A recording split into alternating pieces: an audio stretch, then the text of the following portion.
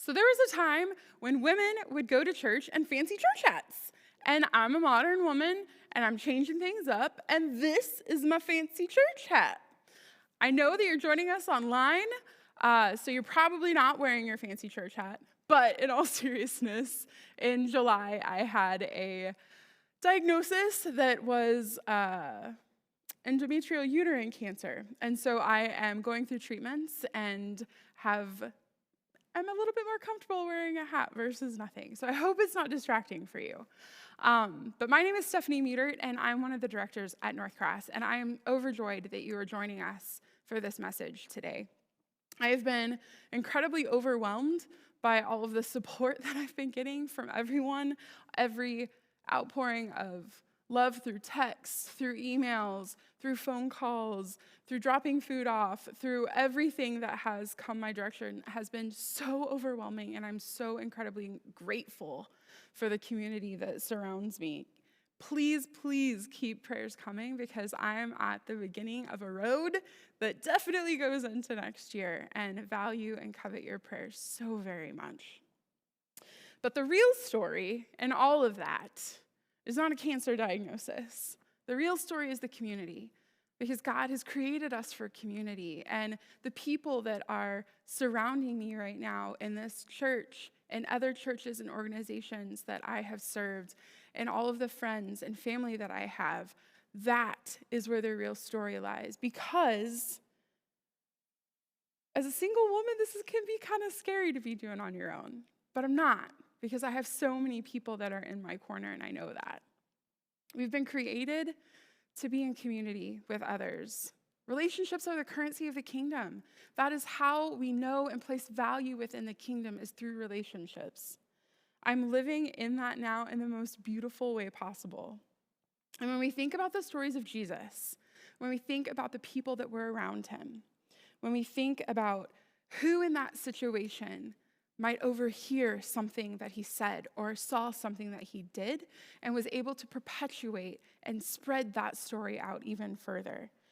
Because it's through the eyes of every single person that is within hearing distance of Jesus that then we see Grey Kingdom come to life. Because perspectives are changed and stories are told. Bridges are built. Rules are broken. Community gets very messy, but love is unconditional and abundant and extravagant.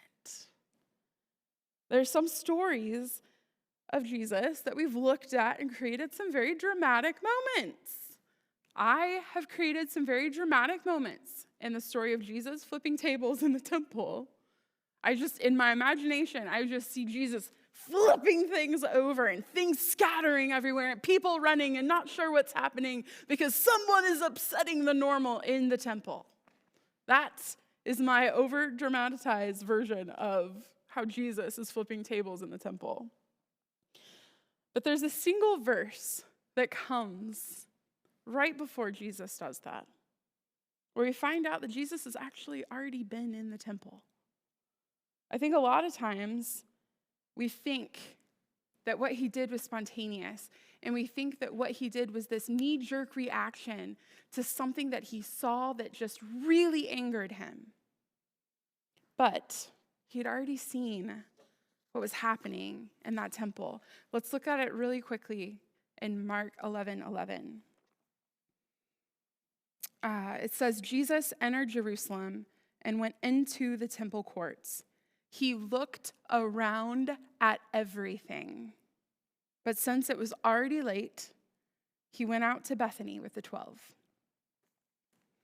To give some context for where we are in the Bible, this is happening right after Jesus has entered Jerusalem on a donkey. We normally talk about that during Easter. That is the Palm Sunday passage where we all wave palm branches and celebrate Jesus coming in at Passover, right? Passover is starting in Jerusalem. So you have people coming from all over because Passover was something they were celebrating, the exodus of Egypt. That was marking their religious rituals in that time and in that moment, and people were coming from all over. When Jesus entered on that donkey, He was actually fulfilling prophecy from Zechariah 9:9. I share that because a lot of people were able to believe that Jesus said who he was and believed that he was the Messiah because he was fulfilling prophecy that had been told for centuries. So for me, now knowing that Jesus had seen what was going on, and then he leaves with the disciples, and maybe they're sitting around the fire that night. What was said around the fire? What was Jesus still processing? I think we could really imagine him stewing on it a little bit. Do they know it's my Father's house? Did you see what they were doing in there? Did you see what they were selling? Can you believe they were selling that in the temple? It's supposed to be a place of worship and prayer. Maybe all of them were getting riled up. Maybe we just see Jesus make that action, but maybe all of them were riled up about this. Because the fact that Jesus had already seen what was going on, that leads us to know he knew what he was doing when he walked into the temple the next day. So maybe let's imagine that together. That Jesus knew exactly what he was doing when we hear this.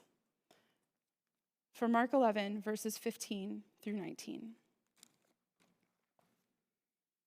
On reaching Jerusalem, Jesus entered the temple courts and began driving out those who were buying and selling there. He overturned the tables of the money changers and the benches of those selling doves, and would not allow anyone to carry merchandise through the temple courts. And he taught them, and as he taught them, he said, "Is it not written, 'My house will be called a house of prayer for all nations'? But you have made it a den of robbers." The chief priests and teachers of the law heard this and began looking for a way to kill him. For they feared him because the whole crowd was amazed at his teaching. When evening came, Jesus and his disciples went out of the city. This is the word of God for the people of God. Can I just confess that I have a lot of righteous indignation at times? I can get very ranty if I see something that in my heart and in my soul discern to be something that needs to be championed, that there is an injustice happening and someone needs to do something. I get really ranty about it. I really, really struggle with the balance of what righteous anger is, because Jesus was sinless. And so we know that Jesus did not tip those tables in sinful anger. That's why you have people that point to this and say that it was righteous anger. However, there's a balance, right? Because how often do we tip the scales into something that goes way beyond righteous anger and becomes something that is not helpful? And if we read this, and if we think about this story and the actions of Jesus in this passage, and think that it is only about righteous anger, we are absolutely missing the point. Many of the actions Jesus took were to challenge the system that had been built by the Pharisees. The system was benefiting so many people. It was benefiting the Pharisees. It was benefiting the merchants. It was benefiting the money changers. We are at a high season for the temple. There were so many people coming into that space from other countries, from different lands, and they all needed to change their money from their home into what would be accepted as the temple.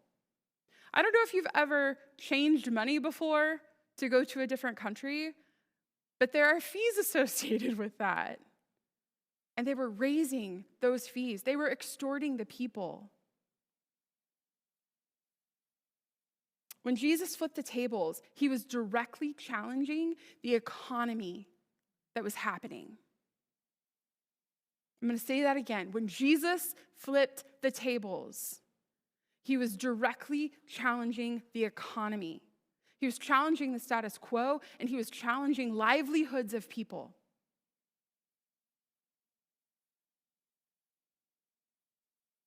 That tends to make people really angry.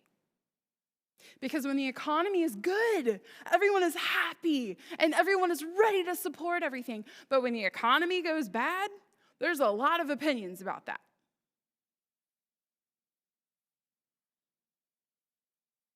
Inside that temple, inside God's house, they were extorting people by raising prices, and they were getting rich off of what was being sold inside the temple, because it was the biggest church season, is what you could use a reference for.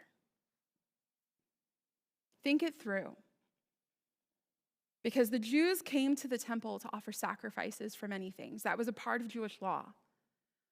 That was their ritual. That was their culture. In order to be right with God, they had to offer specific sacrifices. If you are a poor person, are you able to pay for the dove? If you're a poor person, are you able to pay for the lamb? They were directly putting up blockades so that all people of God were unable to worship him in the way they had been told to worship him.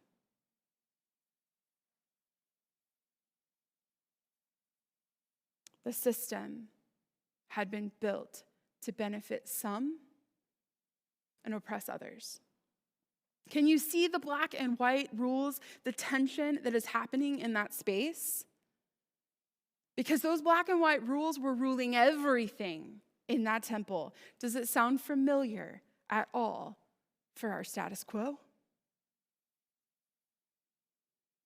Great kingdom happened when Jesus flipped the tables.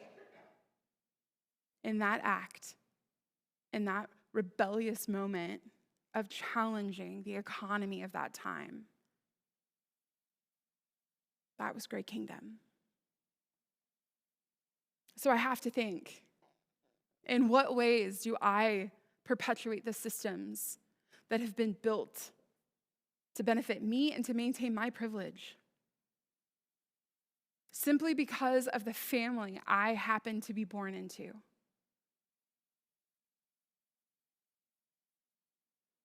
I spent a lot of time thinking about this.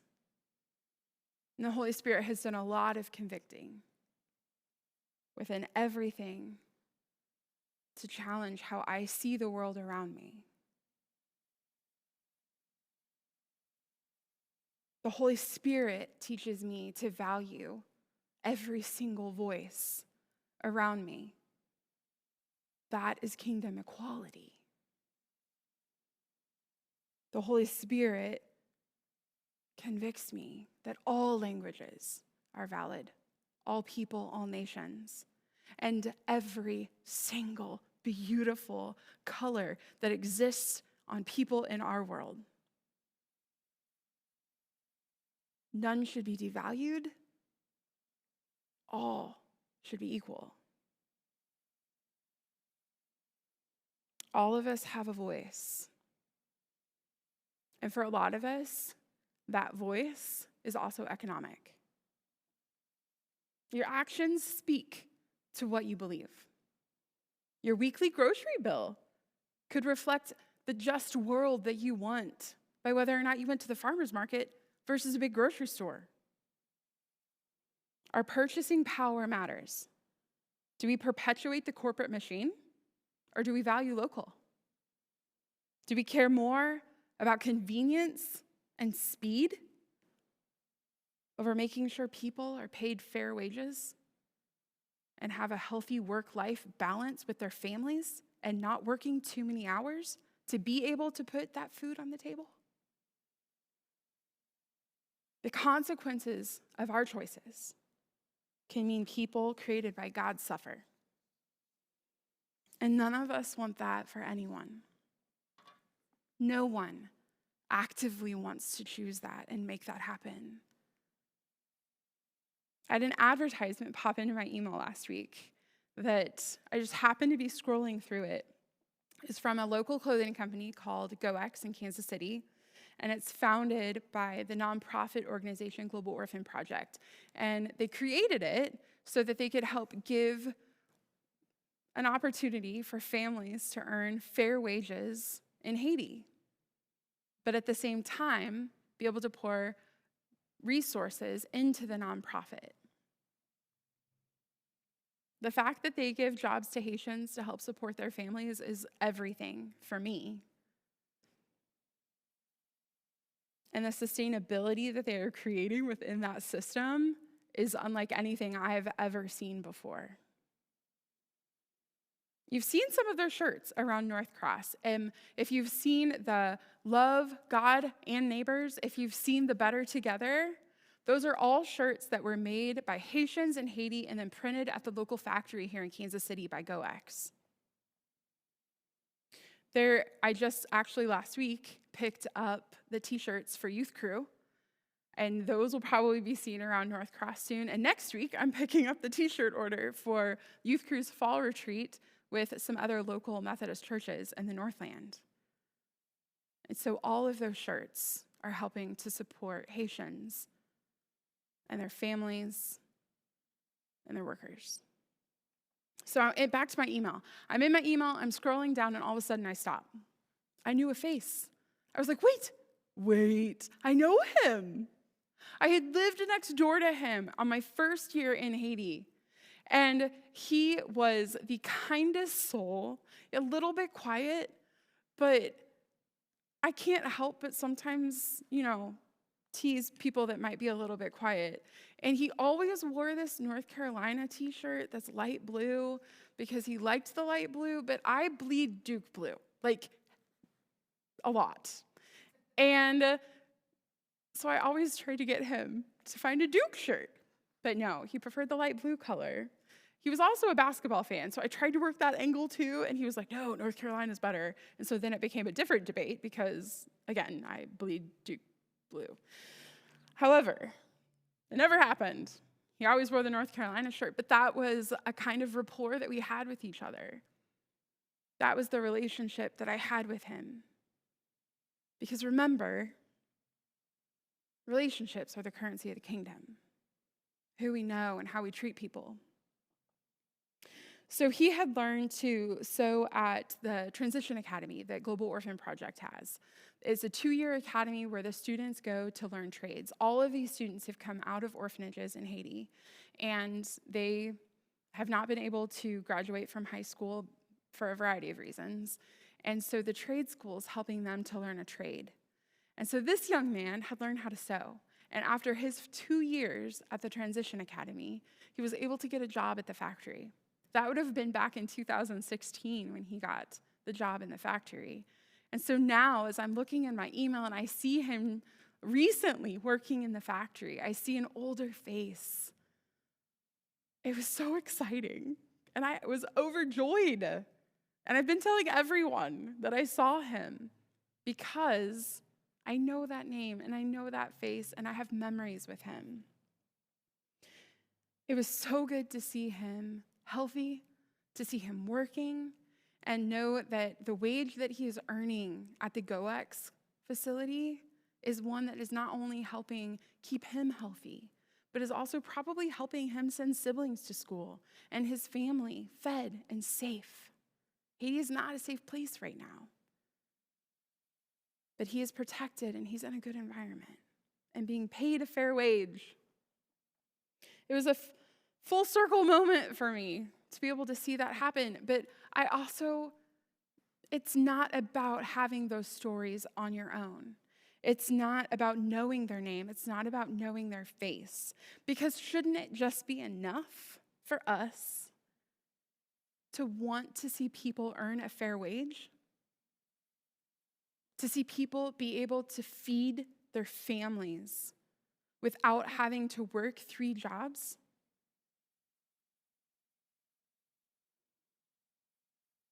Shouldn't it be enough to honor that all in this world are children of God, who are freely given dignity and are unconditionally loved? That has to factor in. But in our humanness, we sometimes take it away. Do not hear shame in this, friends, because I'm not here to shut you down. What I am here to do is speak this in love, because sometimes there's a different way to see things. And unless we challenge each other to do that, we're going to just stay in the status quo. And that's not truly what God is asking of us, because it's definitely not what Jesus did. Jesus challenged the status quo every single place he went. And if you're not reading the Gospels through the lens of how Jesus was going against current society, how he was going against the rules of the Pharisees, you're missing some of it there too. Great Kingdom is about living in the question of how to right the wrongs that we see in our world, being curious about what is happening around us. How do our actions impact others? And how would Jesus honestly respond in that situation? Because I want to ask you what practices in your life need to flip over. In that motion where Jesus flips the tables, is there anything inside you that needs to also flip? Jesus was not starting a new idea when he flipped the tables. This was something that the prophets had been saying for centuries, to help the oppressed and to give people fair wages. They had been proclaiming it, prophet after prophet after prophet. No one ever wanted to listen to a prophet. After Jesus left the temple that day, I can very well imagine how everything went right back where it was. How the merchants picked up their tables, put all of their goods back on top, and people lined up again to start buying them. And people just kind of pushed that thought of Jesus over to the side that, oh, there's just another ranty prophet again. We've heard this before, we'll hear it again. But who in that room heard something and felt something? Who in that room was jolted to make a change? Because in my heart of hearts, I have to believe that when Jesus did that, someone in that temple chose to no longer sit at the tables that Jesus was flipping. They were making a different choice, and they heard what he was saying.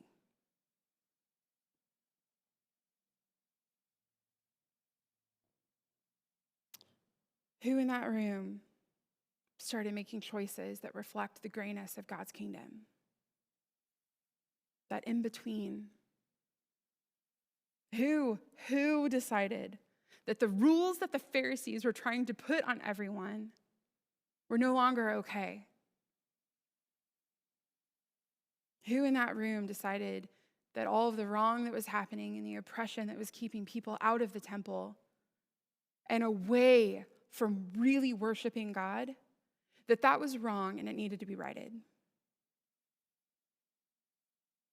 Why are we choosing to sit at tables that Jesus has flipped? How are we championing people who are oppressed by rules and laws that have been created to keep them oppressed? This isn't something that was just happening back in Bible days. This is our local world, not even just the global world. Our local world, what exists around us every single day, the places we go in our normal rhythm of life. I know some people who have been discussing their purchasing power and what that means for them, and the choices that they're making to actually make sure that they are going to restaurants that are owned by people of color, that they are shopping at places that are owned by people of color, because they feel led to make that difference in the life of a person who has been held back by laws that were created to keep them down. So maybe you change where you shop and you eat. If you're a coffee drinker, it's actually not as hard as you want to believe to figure out where that coffee came from. There has been a massive effort in coffee world to do things fairly, to make sure that coffee growers are receiving the price that they should be receiving for the coffee that they are growing and picking. I have a friend in Guatemala who, when he was growing up, his dad picked coffee. And the income from that is what helped put food on their table. We're not talking about excessive things they're trying to buy. They are trying to do the basics. And honestly, if you're paying less than $10 for a pound of coffee, friends, you're probably not getting much to the grower who actually picked that coffee. Unpopular opinion maybe, but is it worth it to save a few dollars? No, it's not worth it when someone deserves to be paid for what they've done based on what we're paying here. Can you change where you get your coffee and your tea? Start asking if you can get things locally. Paying directly to the farmer is very different than buying something in a store. Can you start paying attention to where farmers are actually selling their produce? And then maybe at some point in the future, you could start getting produce from farmers. If you're a part of a group that makes shirts for something, clothing is a really, really hard topic because there are name brand things that are super popular. Speaking of someone who has been in the Nike factory in Haiti, I just want to say it's disgusting. It's dark, it's gross, it's dirty, and the workers are not happy, and none of you would be okay working there. I'm not saying that to make you stop buying Nike. I'm saying that because there are places in the world that are creating clothing that is supporting their workers in good ways. GoX, if you are someone that makes t-shirts for something or needs blank t-shirts because you like to create clothes for other people, you can get all of that through GoX, knowing that those workers are paid well and that they are taken well care of. Think intentionally about the choices that you're making. It's too easy to say, I don't know what I don't know, if you are not willing to educate yourself. You have to start looking into what some of the things are happening around us. Don't be complacent. It's hard to read things if you know it's going to change your perspective. But it might be worth it in the end when you know that justice is happening. We have to stop pretending that it's okay to not know these things. Challenge yourself to learn something new this week. You could read a new book. You could find something online. Challenge yourself to use your purchasing power well. It is absolutely natural to feel like, as an individual, you cannot enact change in this world. I hear people say that all of the time when it comes to laws, economics, poverty, orphans. But the choices you make matter. This is not about creating a shame spiral, because until I saw what I saw and learned what I learned, I had no idea that change was possible. When I worked for Global Orphan Project, they had this idea that orphan prevention could happen, that orphanages wouldn't have to exist in places where children are given up because their parents cannot afford to feed them or send them to school. And so by asking the simple question of what is the root problem of why a child ends up in a Haitian orphanage, they found that it's because the parents did not have jobs. So they created a multi-million-dollar facility to create jobs, so that parents would stop having to go to orphanages and strip themselves of their parental dignity by asking someone else to care for their child because they physically did not have enough money to do it. I had no idea orphan prevention was possible until I saw it happening.